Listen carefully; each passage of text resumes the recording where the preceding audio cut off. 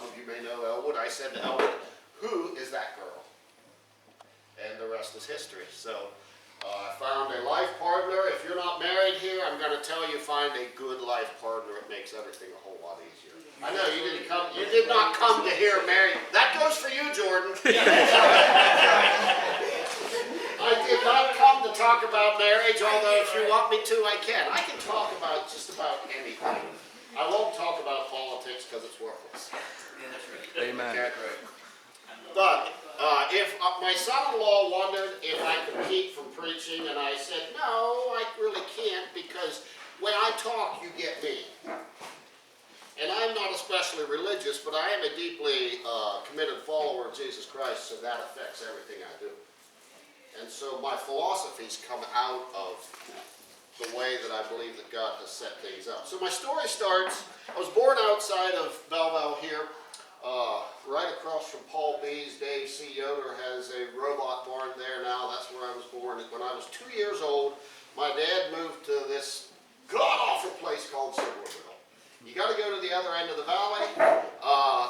He told me that he was told by some of his Amish Mennonite friends, you're going to move out there with all those English and they'll sue you into oblivion, and that never happened.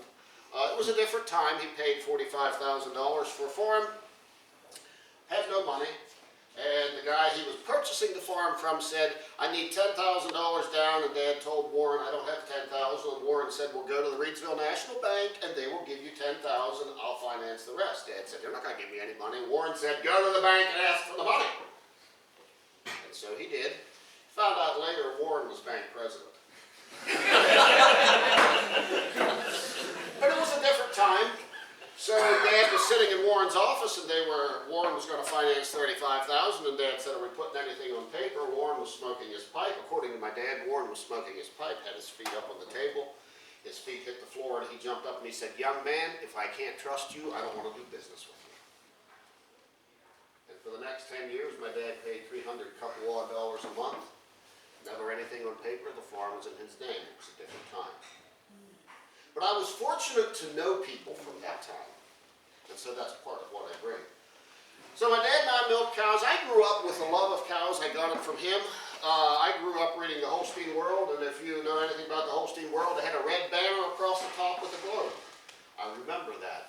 In our, what we called the old milk house, there was a cabinet that was stacked full of Holstein Worlds. My goodness, when we sold the farm, I wish I would have kept them. Instead, we burned them. But the stack was, I'm going to say, from the floor, probably this high, because my dad never threw them away.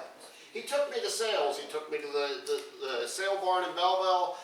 Sherm used to drive to Canada, buy cows, bring them down, and sell cows. Every place he went with cows, I went along, other than when him and his friends went to the big name sales. But that was my love for cows. We got the Holstein World, Pennsylvania Holstein News, we got the Canadian Holstein Journal, New England Holstein Bulletin, and then we got some off-brand magazines, maybe the Jersey Journal sometimes. I apologize to you Jersey guys. But Dad liked good cows. And that's all I ever wanted to do, was to breed good cows. And that was my life. And then about 93, my wife and I started getting a little bit of a restlessness. And I just want to tell you this, sometimes God places a restlessness in us because it helps us look other places. Dissatisfaction is a breeding ground for vision. God placed this restlessness in us, and we heard another call, and you know, kind of like the early disciples when Jesus says, come follow me, and they didn't really say a whole lot, they just went and followed him. That's what we did. We sold the cows and went and followed him. And that is, if you wonder why our prefix Elquest is Elquest, that's what that means. El is a Hebrew word for God. Let me give you a little bit of, let me jump ahead a little bit, but we were in India, in northern India, once upon a time, rescuing a baby that the father could not take care of, and I was way up in the mountains. I mean, when I say up in the mountains, it's the Himalaya mountains. We were standing on, I was standing up there. We had a church service the night before, and then I'm walking down the switchbacks the next morning, and I'm looking like, you can't imagine, there's nothing around here like that, but just like miles down the mountain, and down at the bottom, there's a river, and then it starts right back up again. And I said, God, how did I get here? And he spoke to me. I felt it spoke to my heart and said, because you're following me. the interesting thing is, the past 5 years, I would stand in the barn and look around at the cows, and I would say, God, how did I get here? And that's what I told me. So my story is an unfolding of this walk. If you look at our logo, on the top it says The Great Adventure. My youngest daughter's mother-in-law made my logo, and she called Sarah and she said, "What's that all about?" Sarah said, "I don't know, but it sounds like my dad." So, in 93 we gave up, 94 we sold the cows, and I just assumed that God had always discarded those cow dreams in some heavenly trash can of selfish desires, best way I can put it. And we went on our way. I thought maybe I would, deal in cattle a little bit. My dad, my brother-in-law, and I went to the red and white sale in Bedford, and I was going to buy some stuff at the door. It never happened. And on the way home, I felt like God said to me, "Let it go." And so we did. It didn't look back. Fast forward to, I don't know the exact time, 2008, 2009. We felt like God had wanted us to disconnect ministry and money. In other words, we weren't getting paid to do any ministry work, which means I needed a job, and so I was at the farm show working, and I walked into the new expo hall, and Burdett's had a string of cows tied up there. It was all American. And I looked at those cows, and something stirred within me, and I went home and I said to Bev, "Would it be possible that God is giving my cow dreams back to me?" And it was. You see, if you delight yourself, well, I'm going to preach here, I need to talking about cows, but if you delight yourself in the Lord, He's going to give you the desires of your heart, because why? He put them there. And so one thing led to another, and we have discovered a long time ago that once her and I start talking about things, guess what? Sometimes I'll say, no, we can't talk about this, because if we talk about this, it's going to happen. So we started talking about this, and one opportunity led to another, which led to another, and in 2011, we put a herd of cows together, and it went from there. My philosophy totally was this: like begets like. When my dad and I were milking cows together, we used the, some of you are old enough to remember this, I think it was twice a year they would come out with proofs, and we had the 100 top TPI bulls. And you got the red book. Now the red book was as good as the Bible some days. I mean, at least it was fun to read. I'm just being honest, when you're an 18-year-old boy. And so I consumed the red book, and we used all the top TPI bulls. And honestly, I'm a bit disappointed by the results. And so when we started milking cows again, I decided to do things differently. And like a lot of things in my life, it was an experiment, and it was an experiment with, by most metrics, was crazy successful. We never promoted much. I remember the first day the Triple-Hil boys were in the barn, and they said, "Where have you been all this time?" Well, we just didn't promote. We just did our thing. At one point, I believe, I don't know, my numbers may not be accurate, but there would have been 30 couple Holsteins. We were a small herd. And over a third of those cows were scored excellent. Those were not cows we bought, those were cows we bred. My goal was to create not a collection of good cows, but to create a herd. There is a difference. You can collect good cows, but once you start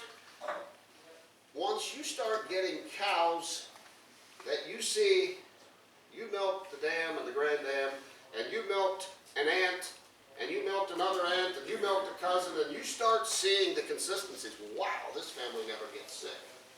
You'll never find that on a computer. Once you start seeing those things, then breeding cows gets a whole lot easier. I'm convinced of this saying that like begets like. Let me illustrate it this way. For those of you that heard it before, I'm sorry, but you're going to hear this for as long as you know me. March 16th, 1963, my dad was in the Lewistown Hospital in the waiting room, maternity waiting room. My mom was having a baby. She had had several miscarriages, so it was a bit tenuous. Finally, the nurse comes out to my dad carrying a little baby boy, and she said, "You can't deny this one, Mr. Peachey." You know why? The little baby boy had red hair. And you know why the little baby boy had red hair? Because my mom had red hair, my dad had red hair, my older brother had red hair, my older sister had red hair, my other older sister had red hair.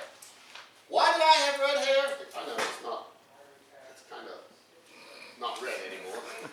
Why did I have red hair? Because they had red hair. We make genetics really too difficult. Okay? Now, these are 3 2-year-olds that were in the Elquest barn this summer. We camped them all out this past summer. And I'm going to tell you a little bit about them, and I'm going to tell you why, or I'm going to tell you the reason behind the mating. On the right is a Rex PP. I did not use Rex right away because I like to do research. And I had talked to Mark Yazel, and I said, "How's Rex's sisters like? What are they like?" And he's like, "Well, they're pretty average." Now, he did clarify that, and he said, "You know, I was just trying to get homozygous polled calves. I did not worry about AAA numbers. I was just looking for homozygous polled calves, and it didn't work." On top of that, I had used a bull called Venture Proxy, who was from the same maternal line from the Roxys, and my proxies were a disaster. And so I didn't use Rex right away.